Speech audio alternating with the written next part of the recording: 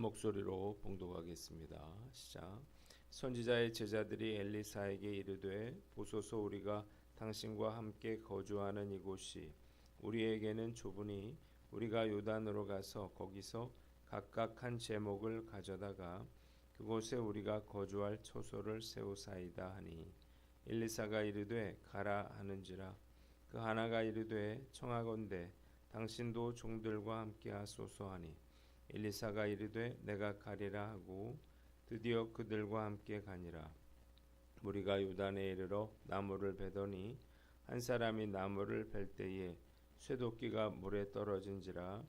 이에 외쳐 이르되 내 주여 이는 빌려온 것이니이다 하니 하나님의 사람이 이르되 어디 빠졌느냐 하매 그곳을 보이는지라.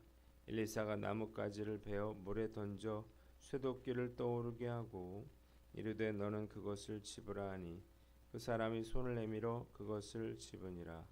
그때 아람 왕이 이스라엘과 더불어 싸우며 그의 신복들과 의논하여 이르기를 우리가 아무데 진을 치리라 하였더니 하나님의 사람이 이스라엘 왕에게 보내 이르되 왕은 삼가 아무 곳으로 지나가지 마소서 아람 사람이 그곳으로 나오나이다 하는지라.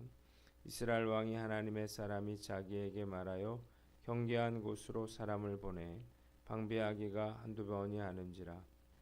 이러므로 아람 왕의 마음이 불안하여 그 신복들을 불러 이르되 우리 중에 누가 이스라엘 왕과 내통하는 것을 내게 말하지 아니하느냐 하니 그 신복 중에 한 사람이 이르되 우리 주 왕이여 아니로소이다. 오직 이스라엘 선지자 엘리사가 왕이 침실에서 하신 말씀을 이스라엘의 왕에게 고하나이다 하는지라. 왕이 이르되 너희는 가서 엘리사가 어디 있나 보라. 내가 사람을 보내어 그를 잡으리라. 왕에게 아뢰어 이르되 보라 그가 도단에 있도다 하니이다. 왕이 이에 말과 병거와 많은 군사를 보내매 그들이 밤에 가서 그 성읍을 에워쌌더라. 아멘. 오늘은 열왕기하 6장 말씀을 가지고 신뢰와 응답이라고 하는 제목으로 묵상 나눔하도록 하겠습니다. 오늘 본문은 두 부분으로 나눠서 생각해 보는데 1절로 7절 말씀 가운데 5절을 봅니다. 내 주여 이는 빌려온 것이니이다 그랬습니다. 수련생들이 엘리사에게 지금 그들이 살고 있는 집이 너무 좁으니 숲과 나무들이 울창한 요단으로 가서 목재를 구해다가 집을 하나 새로 짓자 이렇게 제안을 해요. 그러자 엘리사 선지자가 이를 허락하고 그들과 함께 요단으로 갑니다. 4절 그들이 요단에 도착해서 나무를 자르는데 한 제자가 나무를 찍다가 실수로 도끼를 물에 빠뜨렸습니다. 그가 엘리사에게 이 도끼는 빌려온 것이라 이렇게 부르짖자 엘리사가 도끼가 떨어진 곳에 나뭇가지 하나를 던졌고 도끼가 수면으로 떠올랐습니다. 엘리사가 그것을 집으라고 하자 그가 도끼를 물에서 건져내는 그러한 기적이 일어났습니다. 본문이 우리에게 주는 교훈이 있는데 힘들어도 타협하지 않고 믿음의 길을 가라는 것입니다. 나만의 거액의 사례를 거절하고 난 후에 도끼를 빌려서 집을 짓는 엘리사와 제자들이 안쓰럽게 여겨져요. 도대체 왜 엘리사는 나만의 사례를 거절하고 이 생고생을 할까요? 그럴 만한 이유가 있었죠. 그렇게 하면 엘리사가 나만의 병을 고쳐주고 치료비를 받은 것이 될 뿐더러 하나님이 아니라 엘리사가 그의 병을 고친 것으로 오인받을 수가 있었기 때문입니다. 또한 이 일은 전적으로 하나님께서 하신 일이기에 엘리사는 아무런 대가를 받을 생각이 없었습니다. 그래서 엘리사는 극구 사례를 사양했던 것입니다. 도끼를 빌려서 서투른 솜씨로 나무를 베는 제자들과 물에 빠진 그 도끼를 찾아주는 엘리사의 모습을 보면서 저는 깊은 감동을 느낍니다. 궁색하기는 하지만 하나님의 뜻에 순종하려고 하는 그들의 모습이 매우 아름답게 보이기 때문이에요. 굳이 이런 고생을 사서 할 필요가 없었는데 그들은 하나님을 섬기기 위해서 이런 어려움을 감수하고 있는 것입니다. 가난하더라도 또 고생스럽더라도 주님의 뜻이 아닌 일은 해서는 안 되겠죠. 그래서 제자들은 도끼가 물에 떠오르는 그러한 기적을 경험하게 된 거고요. 그래서 우리는 이 사건을 2024년도에도 묵상하고 있는 것입니다. 오래전에 김영삼 전 대통령의 차남 김현철 씨가 5억 원을 다일 공동체에 기부를 한 적이 있었습니다. 이때 최율도 목사님은 정확하게 4억 9,900만 원을 다시 돌려줬는데요. 다일 공동체가 100만 원 이상의 그 기부금은 받지 않는 것을 원칙으로 삼았기 때문입니다. 사실 어려운데 이 큰 돈을 돌려주는 것은 정말 쉽지 않았을 것입니다. 그런데 이러한 결단이 나중에 이 다일 공동체를 살리는 그런 계기가 됩니다. 김현철 씨가 나중에 부정한 돈 거래로 구속이 됐기 때문인데 하마터면 다일 공동체가 구설수에 휘말려서 큰 곤욕을 치를 뻔했습니다. 오히려 이 일로 인해서 다일 공동체 위상이 올라갔죠. 지금도 좀 어려움을 겪고 있다 그러는데 잘 이겨내리라 믿습니다. 어렵더라도 힘들더라도 주님께서 허락하신 그 길로 가야 합니다. 그래야만 주님께 쓰임 받을 수 있고 그리고 기적도 경험할 수 있습니다. 그래서 고난 중에 있는 것, 주님을 위해서 당하는 그런 어려움들, 이것이 복이라 그런 생각이 드는 거예요.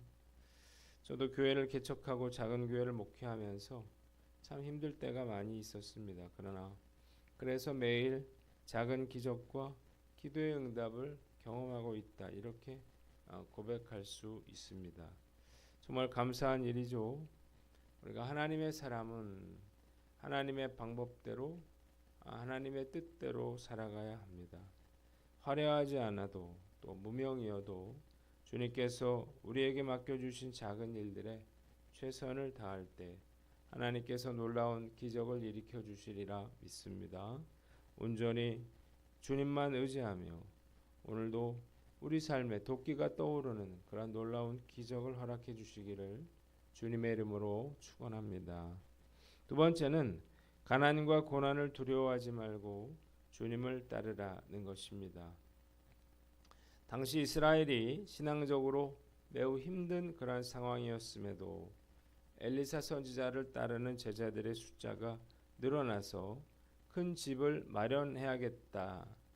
이런 구절이 도전이 됩니다. 엘리사의 시대는 배교의 시대요, 또 불순종의 시대였는데 그러나 그 중에서도 엘리사 선지자처럼 구별된 하나님의 사람으로 살려고 결단한 제자들이 점점 늘어나고 있었습니다. 참 부럽고 감사한 일이라 이런 생각이 들어요. 제가 신대원에 입학하던 1999년은 신대원 입학 경쟁률이 최고조에 달하던 정말 호우 시절이었습니다.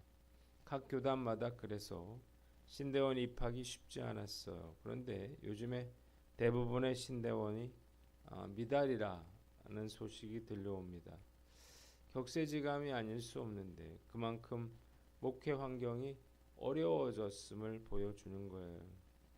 그러나 저는 오히려 이런 상황에서 엘리사의 제자들처럼 하나님과 교회를 섬기겠다고 결단하는 목회자 후보생들이 더욱 귀하다 그런 생각이 듭니다. 고난과 위기 속에 믿음이 자라고 하나님의 기적이 나타나는 그러한 기회가 될 수 있다라고 생각하기 때문이에요. 하나님께서 그 어느 때보다 더 탁월한 종들을 한국교회에 예비해 주시리라 믿습니다. 힘들면 힘든 대로 어려우면 어려운 대로 자신에게 주어진 목회의 길을 갈 때 하나님께서 그들을 통해서 놀라운 일들을 이루어 주실 것이라 믿습니다.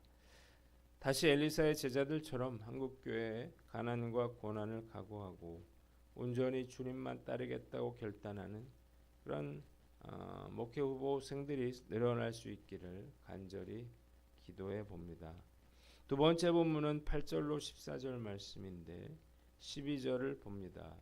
엘리사가 왕의 침실에서 하신 말씀을 이스라엘 왕에게 고하나이다 그랬습니다. 아람 왕이 이스라엘과 전쟁을 하고 있을 무렵에 이스라엘에 대한 아람의 공격이 매번 실패로 돌아갔습니다. 이유가 있었는데 아람 왕이 신하들과 은밀하게 의논하여 세운 전략을 엘리사가 알고 이스라엘 왕에게 미리 대처하도록 했기 때문이에요. 11절 이런 일이 반복되자 아람 왕은 그들 가운데 내통하는 자가 없고서야 어떻게 이런 일이 있을 수 있느냐 이러면서 분노했습니다. 그러자 한 신하가 이스라엘에는 엘리사라고 하는 선지자가 있어서 그가 왕이 침실에서 은밀히 하는 말까지도 다 듣고 이스라엘 왕에게 알려주고 있다 이렇게 보고를 합니다. 아람 왕은 사람을 보내서 그가 어디에 있는지 알아보게 한 뒤에 엘리사가 도단에 있다는 사실을 알고 중무장한 군대를 보내 밤에 그 성읍을 포위하게 됩니다. 본문이 우리에게 주는 교훈이 있는데 하나님께서 나를 지켜보신다는 사실을 알라는 것입니다. 엘리사가 어떻게 아람 왕의 전략을 알 수 있었나요? 하나님께서 그에게 아람에서 일어나는 모든 일들을 지켜보시고 이것을 엘리사에게 알려주셨기 때문입니다. 하나님은 모든 사람의 일거수일투족을 감찰하는 분이시라는 사실을 믿으시기 바랍니다. 그래서 주님은 우리가 은밀하게 지은 죄도 알고 계시고 아무도 모르게 베푼 착한 일도 역시 다 알고 계십니다. 이 사실을 알았다면 우리는 날마다 지켜보시는 그 하나님을 의식하며 살아야 할 것입니다.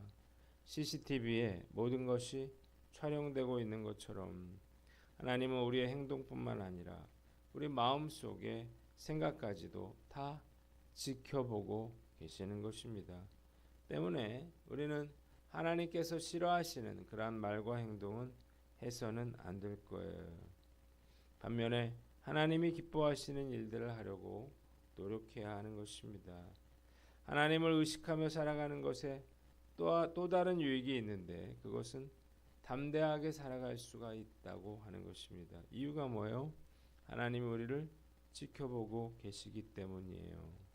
아장아장 걷던 아이가 넘어질 때 바로 붙잡아주는 부모처럼 하나님께서 우리를 지켜보고 계시다가 결정적인 순간에 우리를 지켜 보호해 주신다는 사실을 믿으시기를 바랍니다.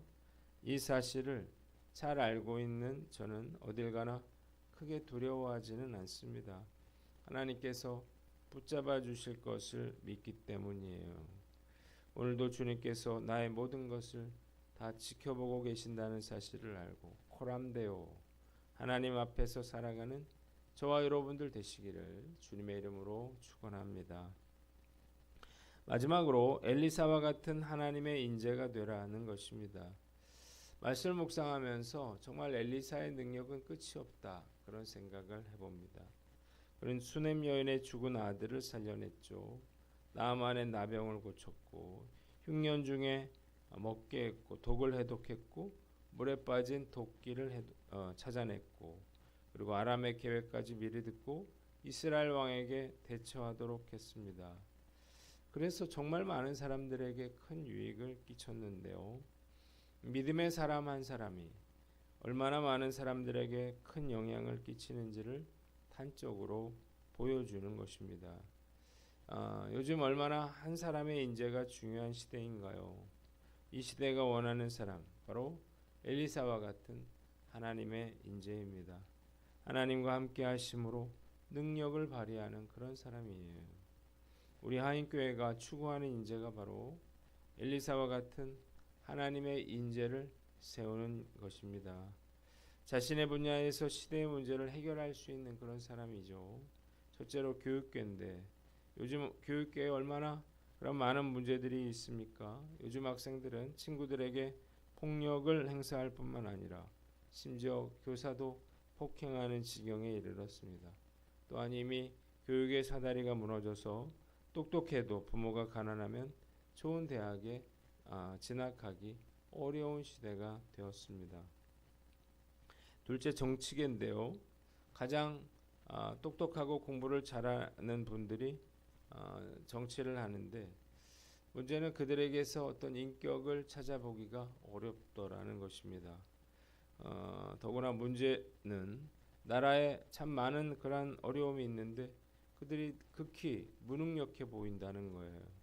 세 번째, 경제계인데요. 하나님이 원하시는 것은 공의의 나라가 되는 것입니다. 무조건 잘 사는 나라가 되는 것이 중요한 게 아니라 올바른 방법으로 경제 발전을 이루고 분배가 공평하게 이루어져야 하는 것입니다. 세 번째, 종교계인데요. 그 어떤 때보다 엘리사와 같은 그러한 한 사람이 필요한 때라 생각이 듭니다. 한국 교회는 심각한 위기 상황에 처해 있어요.